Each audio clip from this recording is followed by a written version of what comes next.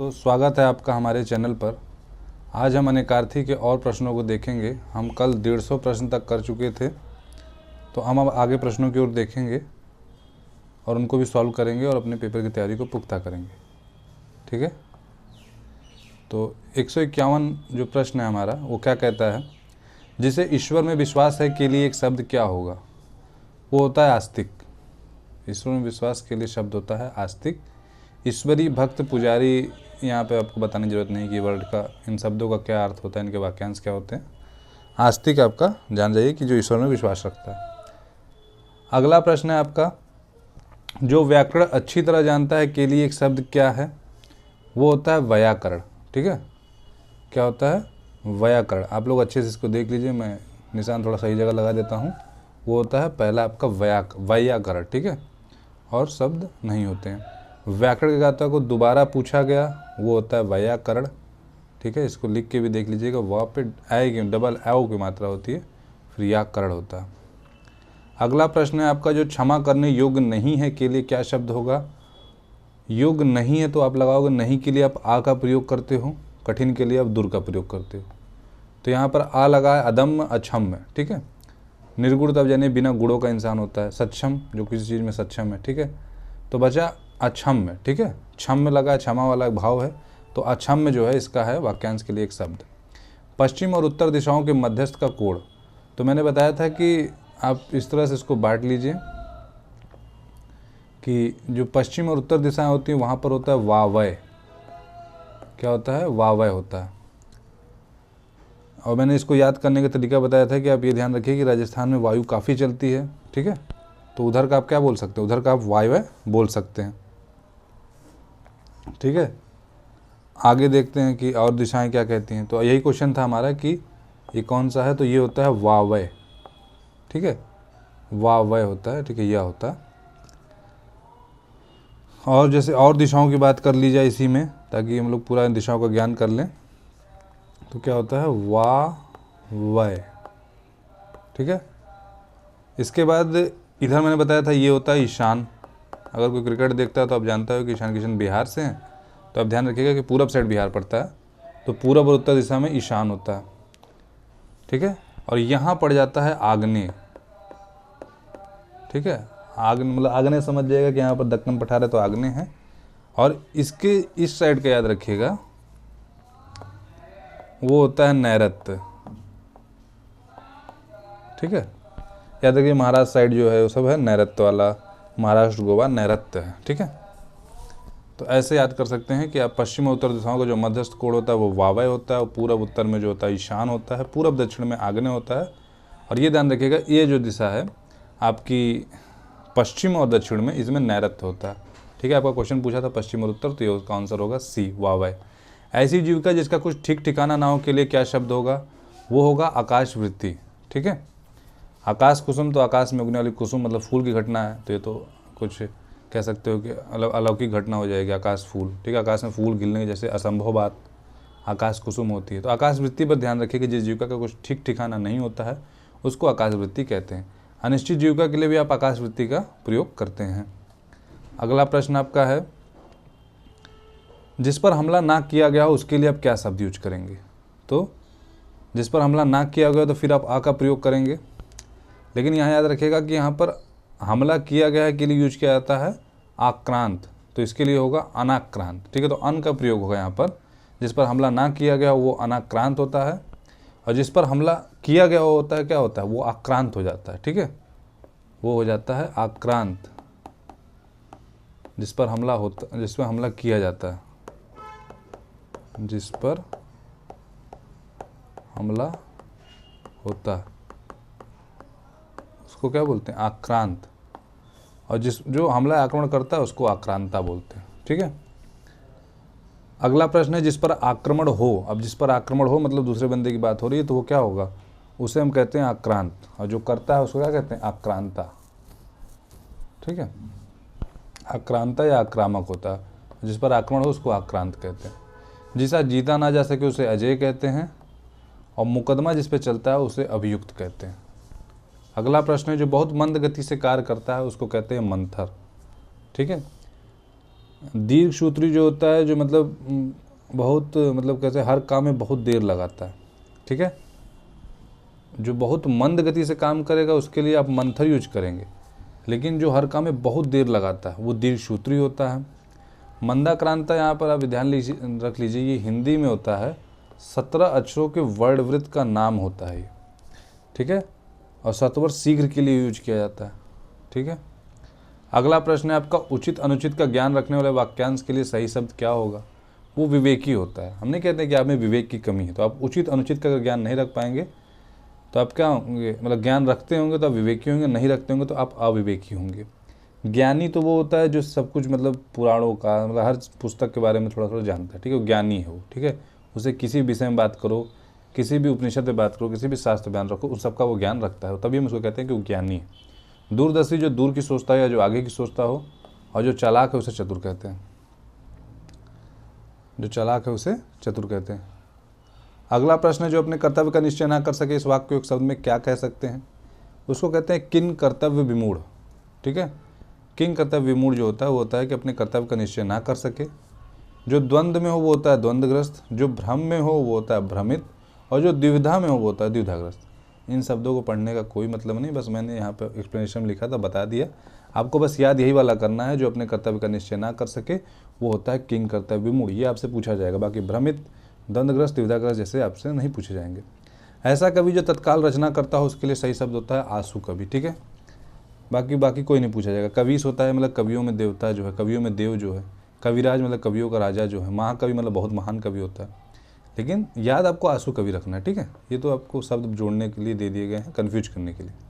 अव्यक्त शब्द के लिए प्रयुक्त एक वाक्य है। अव्यक्त मतलब क्या होता है? जिसे व्यक्त ना किया जा सके वो अव्यक्त होता है, बस। जिसे कहा जा सके वो कथ्य होता है, जिसे कहा नहीं जा सकता वो अकथ्य होता है, ठीक है।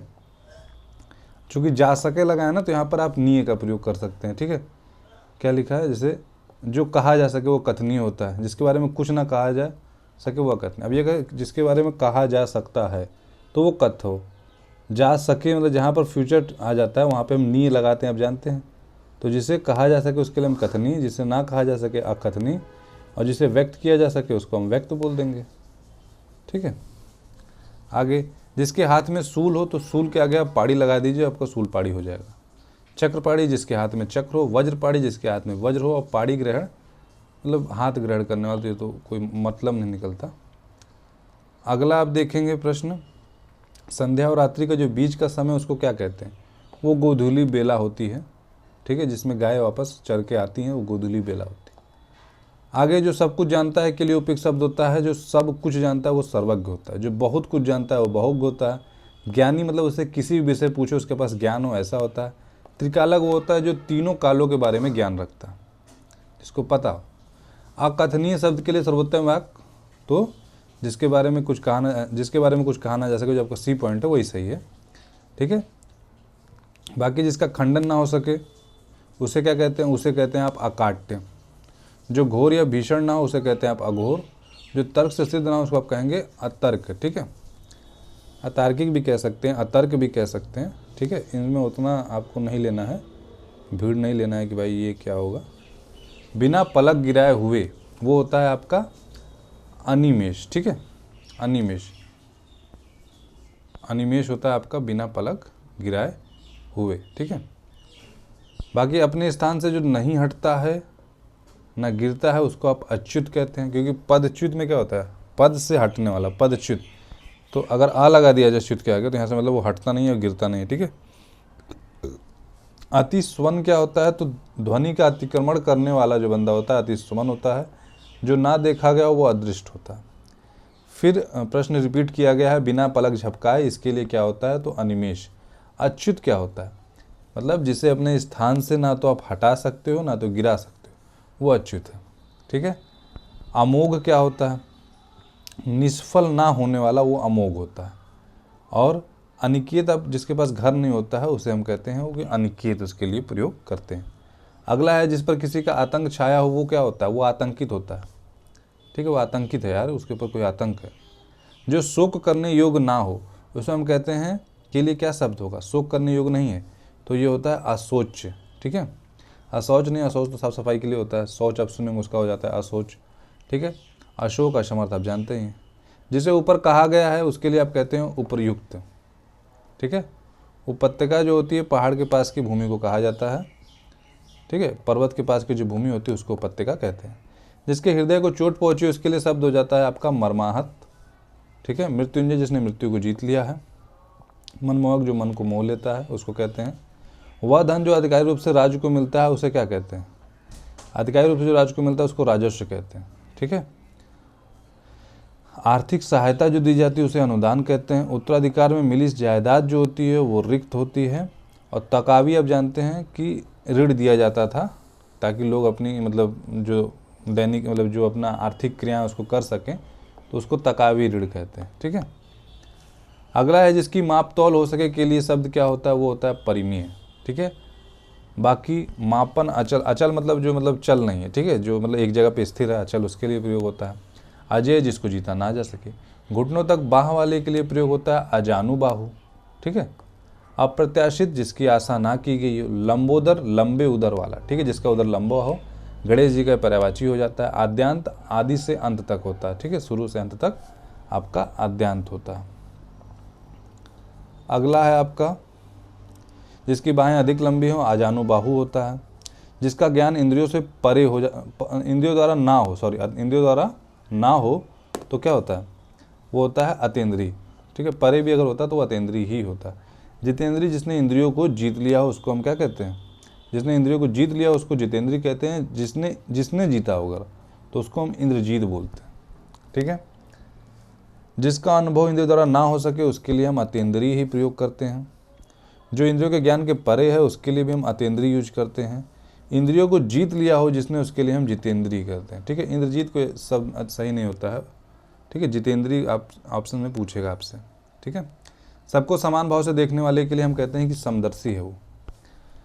प्रियदर्शी, जो सबको प्रिय से देखता है, जो बहुत प्यार से सबको देखता है। बहुदर्शी, जो सब कुछ देख लिया है, बहुत कुछ देख लिया। त्रिकालदर्शी, जो तीनों कालों को देखता है, देखने वाला, उसको त्रिकालदर्शी कहते हैं। प्रियदर्शी, जो क्या करता हो, जो देखने में प्रिय लगे वो प्रियदर्शी होता है। जो भेदा या तोड़ा ना जा सके, ना के लिए आप आ का प्रयोग करेंगे और भेद की जगह भेद, अभेद, ठीक है। असंभव, जो संभव नहीं, जिसको करना मतलब संभव नहीं लगता उसको असंभव। दुर्गम, जो रास्ता कठिन होता है उसके लिए दुर्गम होता है। दुर्गे, जिसके बारे में जानना कठिन होता है, ठीक है, उसके लिए दुर्गे होता है। अगला है प्रिय वचन, जो स्त्री बोलती है उसके लिए आप क्या कहते हैं? वो होता है प्रियम वदा, ठीक है। प्रियसी, प्राण प्रिया, तो अब ये समझिए कि प्रेमिका के लिए यूज किया जाता है। प्रियम वदा, प्रिय वचन बोलने वाली स्त्री के लिए होता है, ठीक है। अगला है हमारा जिसके पार ना देखा जा सके उसके लिए क्या उपयुक्त शब्द होगा? वो होगा अपारदर्शी, ठीक है। समदर्शी, जो सबको समान भाव से देखता हो। त्रिकालदर्शी, जो तीनों कालों को देखता हो। पारदर्शी, जिसके पार देखा जा सके। तो पारदर्शी के लिए क्या होगा? जिसके आर पार देखा जा सके। जिसका दमन करना कठिन है उसको हम क्या बोलते हैं? दूर तो आप लगा देंगे क्योंकि कठिन का प्रयोग हुआ है। बाकी क्या दिख रहा है? दमनीय दिख रहा है ना, तो यही लगा दीजिए दुर्दमनीय। दुर्बोध, जिसके बारे में जानने में कठिनाई हो। अच्युत, जिसको अपने पद से या स्थान से अलग ना किया जा सके। दुर्गेय, जिसके बारे में जानना कठिन हो, कठिनाई से समझ में आए उसको हम क्या कहते हैं? दुर्बोध। और जिसके बारे में कठिनाई से जाना जाए वो होता है दुर्गेय। अगला प्रश्न है अंश से संबंध ना रखने वाला। जो अंश से संबंध नहीं रखता है उसे कहते हैं हम अन्योन संबंधी। नहीं रखता है अगर तो अन्योन संबंधी कहते हैं, ठीक है। अन्यत्र मतलब होता है किसी और जगह की बात होती है तो हम कहते हैं कि किसी जगह अन्यत्र जगह चलते हैं। जिस जैसा कोई अन्य ना हो उसको हम अनन्य कहते हैं, ठीक है। ये व्यक्ति अनन्य है, ठीक है।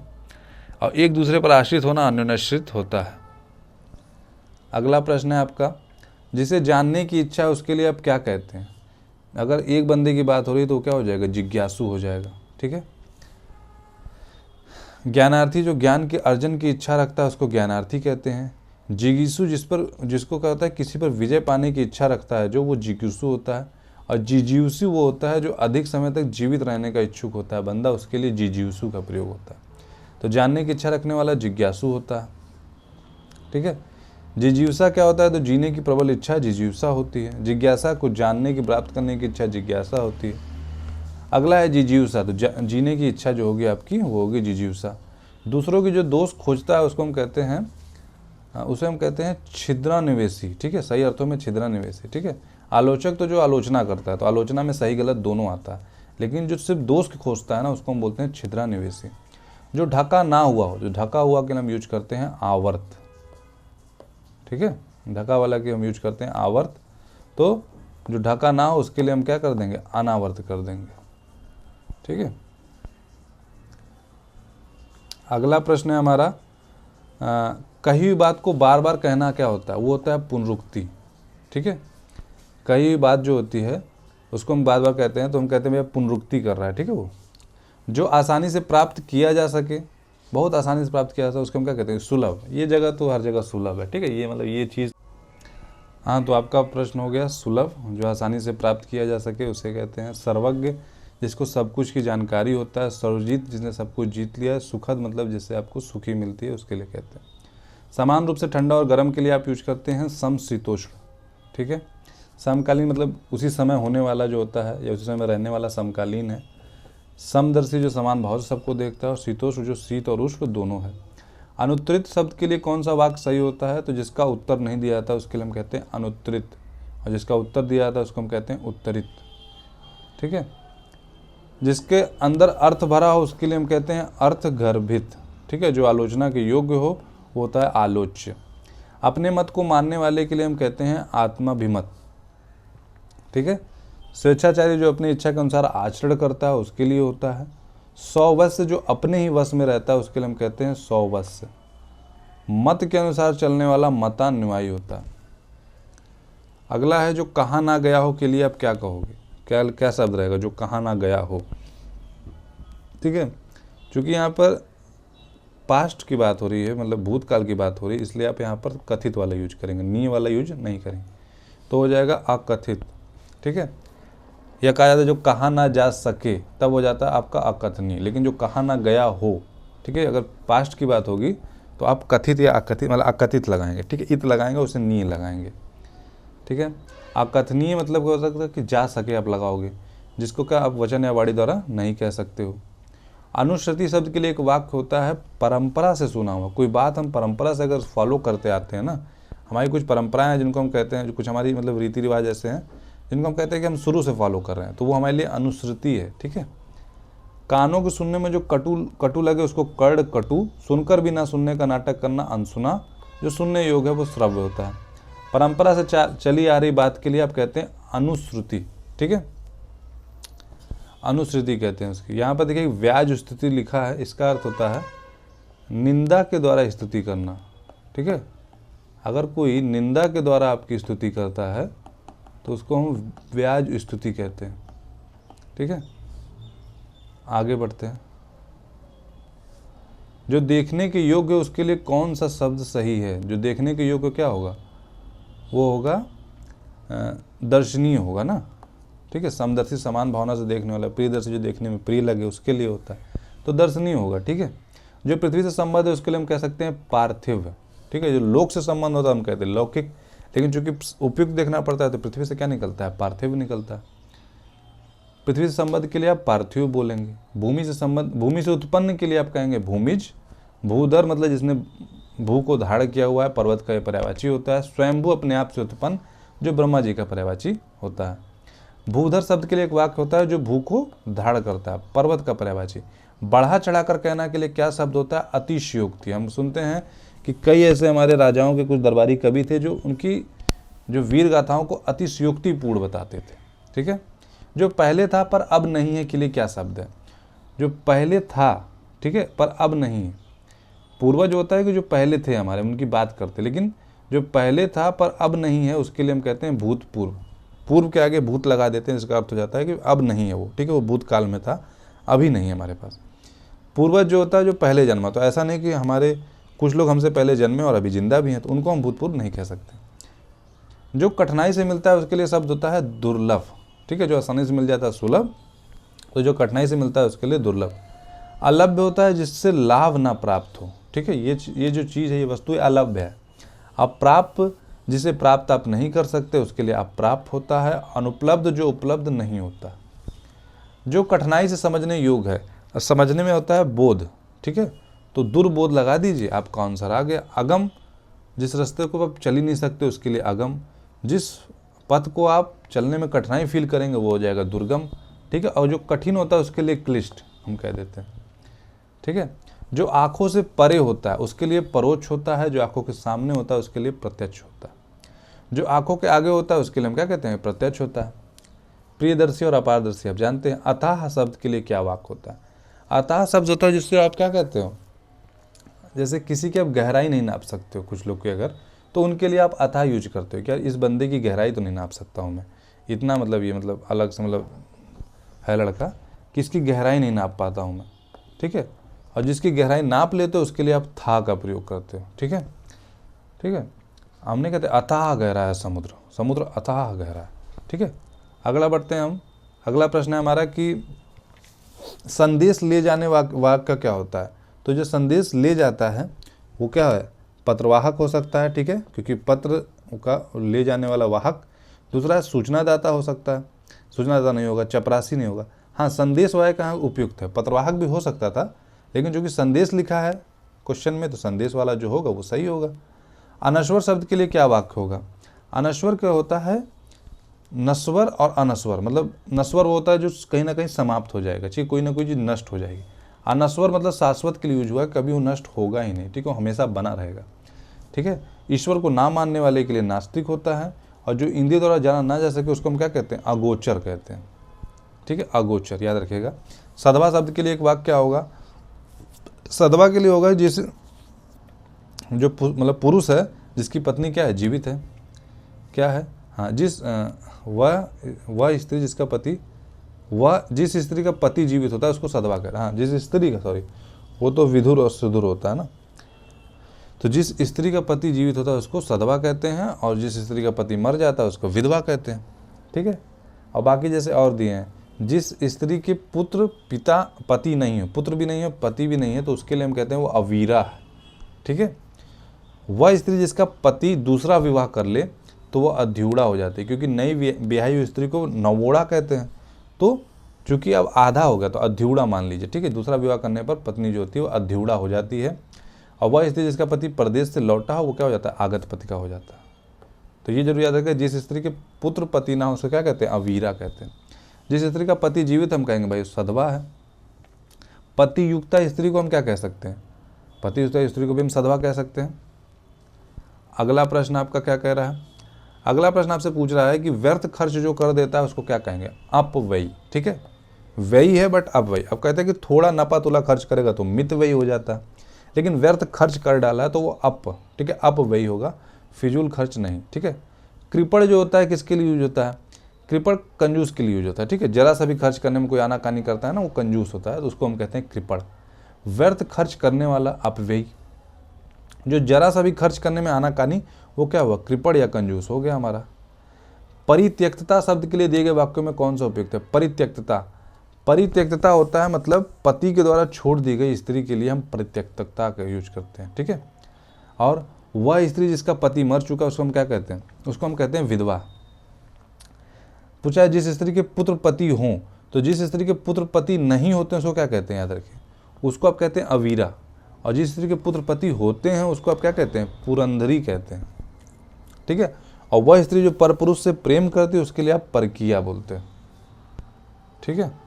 अगला है गजगामिनी शब्द के लिए क्या है? तो गज मतलब हाथी होता है, तो हाथी की तरह जो चलती है स्त्री उसके लिए हम यूज करते हैं गजगामिनी, ठीक है। तो आपका बी हो गया।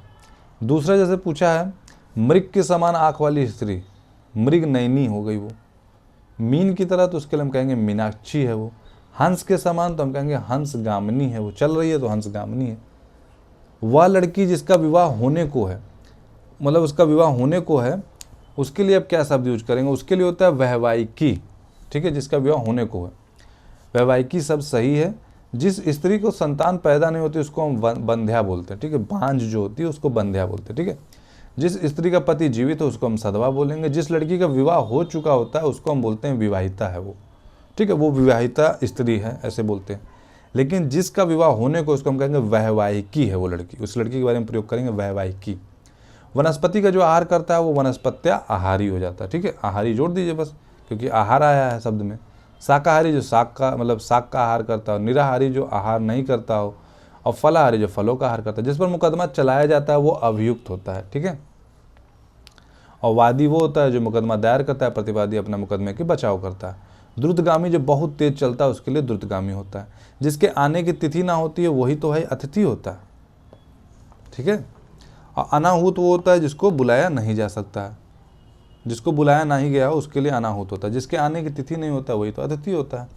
जो इधर उधर से घूमता फिरता आ जाए, ठीक है, उसके लिए आगुंतक बोलते हैं। नहीं, आगुंतक बोलते हैं उसके लिए जो इधर उधर से घूमता फिरता है।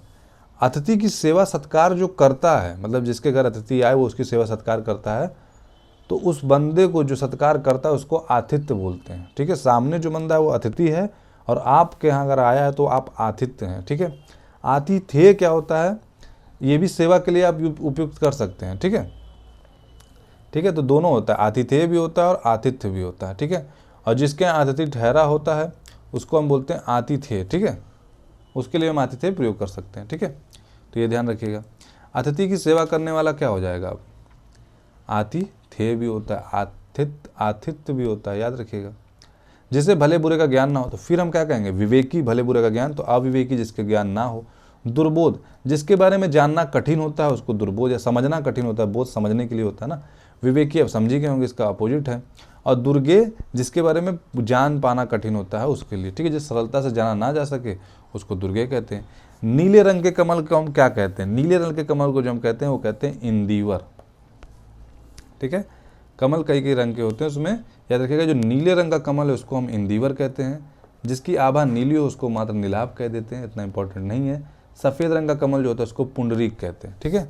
तो याद रखिएगा नीले रंग का कमल इंदिवर और सफ़ेद का पुंडरीक होता है। पुरंदरी याद है ना आपको दोस्तों, पुरंदरी क्या होता है, जिस स्त्री के पुत्र पति दोनों जीवित होते हैं उसको पुरंदरी, और जिसके दोनों मर जाते हैं उसको अवीरा कहते हैं, ठीक है। याद रखिएगा, ऐसे कंपैरिजन कर करेंगे थोड़ा सा याद रहेगा आपको। जो कभी अभी अभी उत्पन्न हुआ हो, जो अभी अभी उत्पन्न हुआ के लिए क्या सब सही रहेगा, तो उसके लिए होता है अद्य प्रसूत, ठीक है, अद्य प्रसूत। अंत्यज होता है प्रशु, प्रशु तो जन्म देने वाली होती है, उससे कोई नहीं, दत्तक आप जानते ही हैं। अंत्यज होता है जो निम्न जाति में जन्मता है, उनके लिए हम अंत्यज का यूज करते हैं। ईश्वर में विश्वास जिसे नहीं होता हम कहते हैं भाई वो नास्तिक है। आस्तिक जिसे ईश्वर में विश्वास होता है। श्वेत से उत्पन्न होने वाले के लिए स्वेदज होता है। अंड से उत्पन्न होने के लिए अंडज होता है। शरीर से उत्पन्न होने वाले के लिए पिंडज होता है, ठीक है, ये है ना, उत्पन्न होने वाले के लिए अंडज पिंडज होता है, ठीक है। स्वेदज के लिए क्या है कि पसीने से जो उत्पन्न होता है उसको कहते हैं। भूमि से उत्पन्न होने के लिए भूमिज होगा, ठीक है, भूमिज। स्वयं उत्पन्न होने वाला जो होता है स्वयंभू यानी ब्रह्मा, और अंडे से उत्पन्न होने वाला वो होता है अंडज। अगला, निरामिष शब्द का किस वाक्य दो, निरामिष आमिष नहीं खाता है, जो मांस नहीं खाता है उसको हम कहते हैं निरामिष, ठीक है। और जैसे दिया जाए खाना सदैव मुफ्त में मिलता है उसके लिए हम कहते हैं सदावर्त, वो व्यवस्था जो होती है वो सदावर्त होती है, ठीक है। सदा शिव होता है सर्वदा कल्याण करने वाला, सदा रहने वाले के लिए सदा भाव होता है, हमेशा सुखी रहने वाले को सदा सुख कहते हैं। कोई सदा शिव सदा भाव सदा सुख नहीं पूछेगा आपसे, बस सदावर्त पूछेगा। ये तो ऐसे ऑप्शंस के लिए बना दिए गए आपके सामने। जिस समय बड़ी मुश्किल से भिक्षा मिलती है उसके लिए हम क्या कहते हैं, बहुत मुश्किल से भिक्षा मिलती है तो वो हो जाएगा दुर्भिक्ष, ठीक है। फिर दुर लगाइए और देखिए क्या भिक्षा का कहीं पे आ रहा है तो आ तो रहा है, भिक्ष लगा दीजिए। तो दुर्दिन क्या होता है, दिन जो बुरे होते हैं उनके लिए दुर्दिन होता है। वश में जिसे करना कठिन होता है वो दुर्धर्ष होता है, और जो अपने वश में रहता है वो क्या होता है, 100 वश से होता है, ठीक है। जो कुछ नहीं जानता हम उसको कहते हैं भैया वो अज्ञ है, और विज्ञ मतलब जो सब कुछ जानता है। सर्वज्ञ भी होता है, सब कुछ जानता है, ठीक है। अल्पज्ञ जो थोड़ा बहुत जानता हो। अंतरिक्ष क्या होता है, अंतरिक्ष के लिए क्या होगा, धरती और आकाश के बीच का स्थान जो होता है वो अंतरिक्ष होता है। देवों का स्थान तो देवलोक होता है, जहाँ देव निवास करते हैं वो देवलोक होता है। ग्रहों का समूह सौरमंडल होता है, आकाश में विचरण करने वाला नभचर होता है। ये नभचर प्राणी हैं, मतलब ये आकाश में विचरण करते हैं। जो गणना के अयोग्य होता है उसको हम क्या कहते हैं, अयोग्य हो, उसके लिए हम कहते हैं भैया वो नगण्य है, ठीक है, उसको हम क्या कहते हैं, वो नगण्य है। गणनीय जिसकी गणना की जा सके, अगणनीय जिसकी गणना नहीं की जा सके, ठीक है।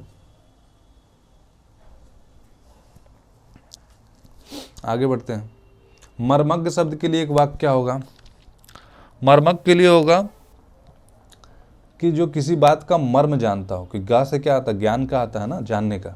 तो किसी बात का जो मर्म जानता है उसके लिए होता है। जो कुछ नहीं जानता वो अज्ञ होता है, जो सब कुछ जानता है वो सर्वज्ञ हो जाए, जो थोड़ा जानता है वो अल्पज्ञ होता है, ठीक है, ये बार बार रिपीट हो रहे हैं, एकदम याद ही हो जाएंगे, इतनी बार आपको रिपीट हो रहे हैं। ये फ़ायदा होता है घटना चक्र पढ़ने का आपको। आदि व अंत नहीं, ना आदि है ना अंत है, तो हम क्या कहेंगे उसको, अनादि अनंत। ठीक है, ना तो आदि का अन लगा दिया और अंत के पहले अनंत लगा दिया। ठीक है, दोनों में अन का प्रयोग करके हमने दोनों का अपोजिट कर दिया। तो अनादि अनंत जिसका अंत ही नहीं होता, अनंत भी होता है जिसका अंत नहीं होता, अनादि अनंत जिसका ना शुरू हो ना अंत हो, आद्योपांत आदि से अंत तक होता है। ठीक है, तो एक ही शब्द को कैसे तोल मटोल के किस तरह से बना सकता है, वो सारे ऑप्शन दे देता है आपको घटना चक्र, और आप उसके बारे में पढ़ेंगे तो तुलनात्मक रूप से आप ज़्यादा अच्छे से याद करते हैं चीज़ों को। जिसका आदि ना हो तो आप कहेंगे अनादि, जिसका अंत ना हो उसको कहेंगे अनंत, अनश्वर जिसको नष्ट नहीं होता है कभी उसको अनश्वर कहते हैं, असंख्य जिसकी संख्या सीमित नहीं होती, हम कहते नहीं कि असंख्य संख्याएं पड़ी हुई तो उसके लिए होता है। अगला प्रश्न हमारा पूछता है हमसे कि औदार्य दाता, औदार्य दाता शब्द के लिए क्या वाक्य होगा। औदार्य दाता वो होता है जो दान कर रहा है ना, दाता से दान का आ रहा है ना, तो दान मतलब देना। यहाँ पे देने का भावना सिर्फ एक ही मतलब विकल्प में लिखा है, जो सब कुछ उदारता से देना चाहता है उसको औदार्य दाता कहते हैं। जो उदारता दिखाता है उसको औदार्य बोलते हैं, जो उदार ना हो उसको हम कहते हैं अनुदार है वो, और जो दान करता रहता है वो दानी होता है।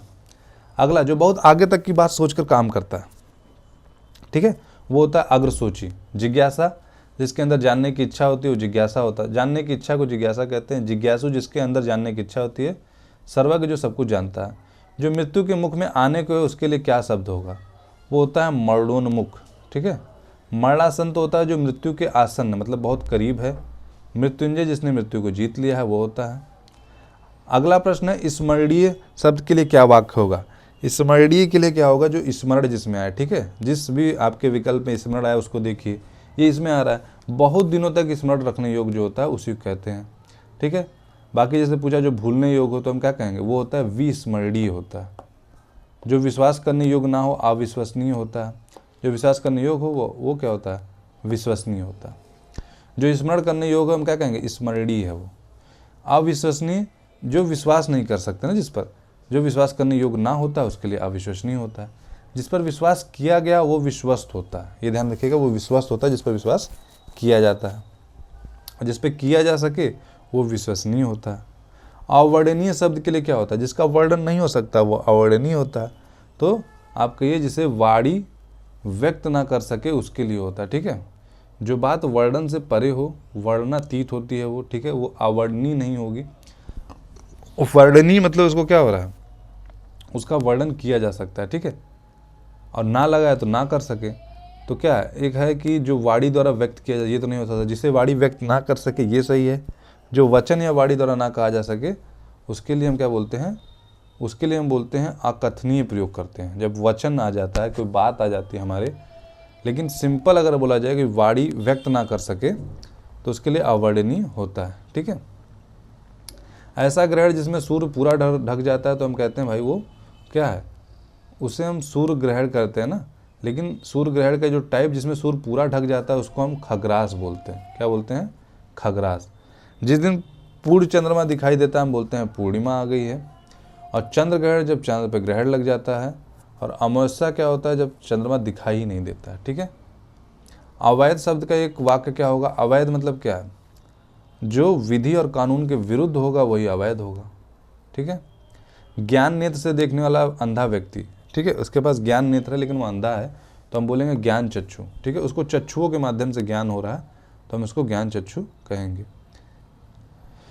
त्रिकालदर्शी बता चुके हैं, जो तीनों कालों को देख सकता है उसको आंखों द्वारा प्राप्त ज्ञान को चक्षु ज्ञान कहते हैं, और आंखों से संबंधित बीमारी को दृष्टि दोष कहते हैं। पंचामृत शब्द किस वाक्य के लिए होता है, 5 अगर अमृत मिला दिया है वो होते हैं दूध, दही, घृत, शर्करा, मधु मिश्रित वह पदार्थ जो देवताओं के स्नान हेतु बनाया जाता है उसको हम पंचामृत कहते हैं। 5 ज्ञानेंद्रियों का समूह पंच ज्ञानेंद्रिय होता है। 5 तत्व पंच तत्व होते हैं, 5 प्रकार के कोष पंच कोष होते हैं, कोई महत्व के नहीं है, आप बस ये पंचामृत ध्यान रखिए। दोपहर के बाद का समय वो हो जाता है अपराह्न। ठीक है, दोपहर के पहले होता है पूर्वाह्न। ठीक है, और जो दोपहर का सूर्य होता है उसको हम क्या कहते हैं, उसको हम मार्तंड कहते हैं, याद रखिएगा। मार्तंड जो होता है ये दोपहर का सूर्य होता है आपका।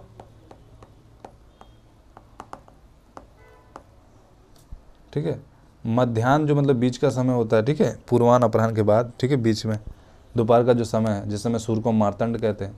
और गोधूली आप जानते हैं, जो लिखना पढ़ना जानता हो उसके लिए आप कहते हैं साक्षर। ठीक है, साक्षर जो सिर्फ लिखना पढ़ना जानता हो, ठीक है, उसके पास विवेक है कि नहीं कुछ चीज़ों का, लेकिन वो नहीं, लेकिन बस वो जो साइन कर लेगा उसको हम साक्षर कह देते हैं, ये हमारे यहाँ परिभाषा मानी जाती है। निरक्षर जो पढ़ना लिखना नहीं जानता उसे कहते हैं सर्वज्ञ, जो सब कुछ जानता है। विद्वान भी ऐसा होता है जिसे किसी विषय का अच्छा ज्ञान होता है। जो व्यक्ति विदेश में रहता है उसके हम क्या कहते हैं, वो प्रवासी है ना। आप विदेश में रहे हो तो आपके लिए क्या यूज किया जाता है, प्रवासी यूज किया जाता है। अंतेवासी तो गुरु के पास रहने वाले जो व्यक्ति, जो छात्र जो गुरु के साथ रहता है। पहरा देने वाला प्रहरी होता है, और होशियार को प्रगल्भ कहते हैं। बहुत सी भाषाओं को जानने वाले को हम कहते हैं भाई वो क्या है, बहुभाषा विद है। ठीक है, क्योंकि विद लगाना जरूरी, तभी पता चलेगा जानने वाले का अर्थ निकलेगा। ठीक है, फिर अगला प्रश्न भी पूछा इसी तरह से कि एक से अधिक भाषाएं जो जानता हो, और ऑप्शन में आपको दिया है कि बहुभाषाविद आपको फिर से दिया है, तो ये रिपीट हुआ है। देखिए बी में पूछा ना बहुभाषाविद, तो वही आपका सही है।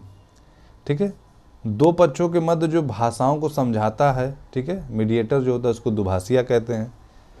साक्षर पढ़ना लिखना जानने के लिए, और दो भाषाएं जो बोल लेता है बंदा उसको द्विभाषी बोलते हैं। दो भिन्न भाषा भाषियों के बीच मध्यस्थता जो कराता है वो दुभाषिया होता है। दो भाषाएं बोलने वाला द्विभाषी होता है।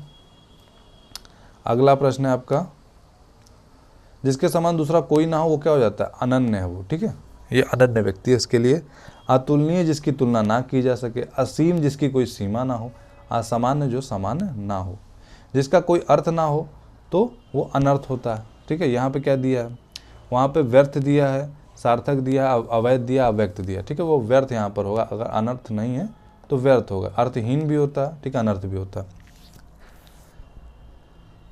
ठीक है, सार्थक जिसका अर्थ होता है उसके लिए सार्थक होता है, ये चीज़ सार्थक लगती है। ठीक है, आगे जो किए गए उपकार को मानता है, जो मानता है उसके लिए हम कृतज्ञ यूज करते हैं, जो नहीं मानता उसके लिए हम कृतज्ञ यूज करते हैं। देखेंगे आप, उपकार को नहीं मानता वो कृतज्ञ है। जिसका कार्य सिद्ध हो चुका है वो कृतकार होता है। ठीक है, जो किए गए उपकारों को नहीं मानता वो कृतज्ञ होता है। अगला प्रश्न हमारा, जो कृतज्ञ ना हो तो क्या हो जाएगा, वो कृतज्ञ हो जाएगा। कृपण तो कंजूस के लिए होता है, कृत कुछ करने के लिए होता है। ठीक है, किया हुआ मतलब के लिए एक शब्द एक कृत होता है। अच्छे कुल में जन्म लेने वाले के लिए हम कहते हैं कि वो क्या है, वो कुलीन है।